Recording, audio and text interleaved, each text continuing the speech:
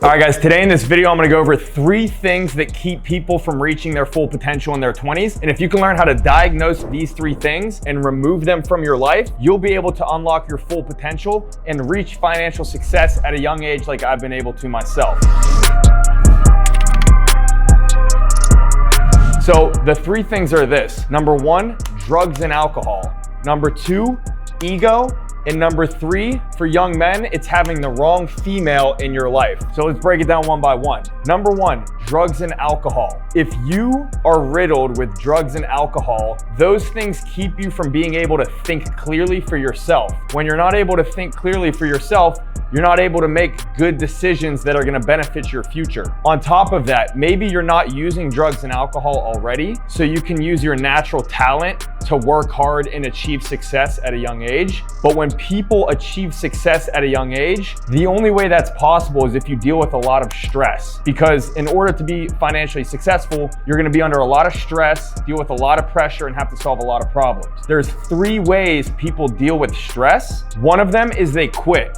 That's why a lot of young people don't ever have success, because right when they're about to break through and things get hard, their vice is quitting because they can't handle the pressure. The other one is drugs and alcohol. So talent and hard work can get you on the trajectory towards success. In order to sustain and keep that success, your character has to be on lock. So this is where a lot of people have short-term success, but they crumble and lose it, is because drugs and alcohol is a way that people deal with stress and pressure. So when they start to become successful and they're dealing with this stress and pressure, they resort to drugs and alcohol to relieve that pressure off of them, which works short term, but long term, from what I've seen, if you're constantly using drugs and alcohol to relieve your stress, you might have it for a little bit, but long term, it's not gonna last and you're gonna crumble. The solution is this. People are always wondering, why is Spencer up in the morning, reading the Bible, spending time with God, reading motivational books, going to the gym? I'm not a bodybuilder. I don't want to be a bodybuilder. Truthfully, I could care less how I look. But what I do know is this: when you're dealing with a lot of stress and pressure,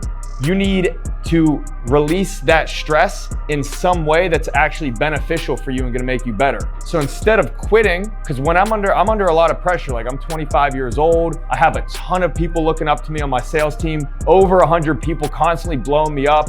I'm dealing with their problems with them, which is a blessing, but it's a lot of stress and it's a lot of people depending on me.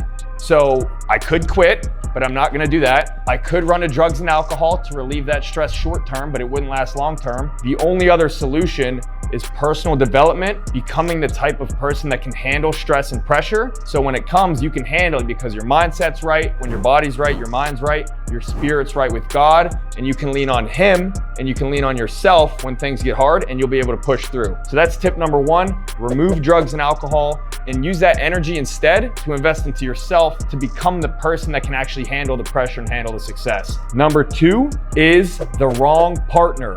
For men, because I'm a man, a lot of times what I've seen is people are having success and then they get a girl, whether it's a girlfriend or whatever, and they choose the wrong girl. They have a girl that is on their back instead of having their back. So what got them to the success might have been working long hours, 9 a.m. till 9 p.m. Like, you guys see the lifestyle I live. I'm able to provide for my mom. I provide for my girlfriend. I provide for my brothers and sisters whenever they need it. I drive cool cars. I live in a cool apartment. I basically do whatever I want. I've given over 6 figures to the church last year alone. So I'm able to do all this cool stuff. And you guys might think, wow, that's so easy. The truth is though, for the last 5 years, I've worked Monday through Saturday, basically 9 a.m. till 9 p.m. every single week for 5 years straight. So that's kind of what you have to do in order to achieve success, especially at a young age. The hard work is required, and usually it's a lot of time to get put into it. So what I've seen in my business is people start off in the business with no girlfriend. They're working those long hours, they're putting in the work, building relationships with people in their business, they're networking,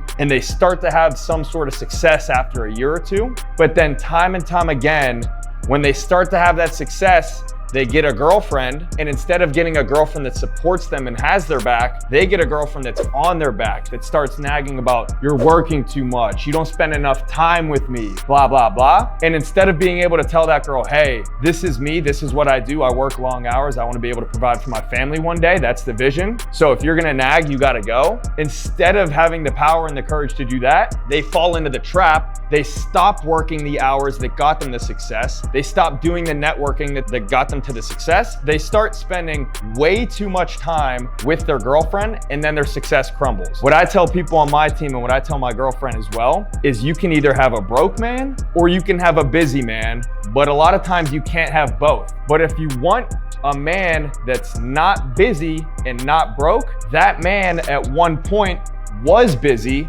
and probably was broke. So unless you want to go date, to the females out there, if you want to go find a 40-year-old that's already got money, you can do that, but I promise you, when that 40-year-old was in their 20s, they were extremely busy and didn't have time to be taking their girlfriend on a date every single day. So for the men out there, if you want a girlfriend, you need to help her understand that, look, if you want me to be able to provide for you, for example, my girlfriend, I pay her rent, I pay for her car, she doesn't work a job, she gets to do whatever she wants, but the trade-off is I'm gonna be busy because that's what it takes to be able to provide for you. Or you can pay for your own apartment, you can pay for your own car, it's not gonna be as nice as the ones that you have now, and you won't get to do whatever you want all day like you currently do, and then I can be free and I won't be busy because I'll be broke. So that's your options. The other thing is this, if you're getting into business and you already have a girlfriend, depending on the levels of success that you want to achieve, you might have to have the upfront conversation of, hey, please support me, have my back instead of being on my back, because it's not always gonna be like this. You have to pay now so you can play later. You can't play now or else you'll have to pay later, and that's with your time. So when you're in your 20s, you don't have kids, you've got as much time in the world as you possibly need. Your 20s is the time to pay the price and put in the work. So when you're in your 30s, you can actually play and you can have time off and you can have money to spend on your kids and on your wife. But if you spend your whole 20s playing around, doing things that aren't making you more money and a better person, well, now when you're in your 30s and you have kids, now you're gonna have to pay the price and you're gonna have to work. You're not gonna be able to see your kids. You're not gonna be able to provide for your kids. So you gotta pay the price now so you can play later. And you have to find a girl that understands that and supports you through that process. So that's number 2. Number 3 is ego. In the Bible, it says pride leads to destruction, but humbleness leads to honor. So when you have an ego, you are not gonna succeed long-term. It literally says it in the Bible. Pride leads to destruction. So the way that works in business is this. People come into the business broke, they learn from their mentor, they ask questions, they implement the advice, and they go from broke to successful.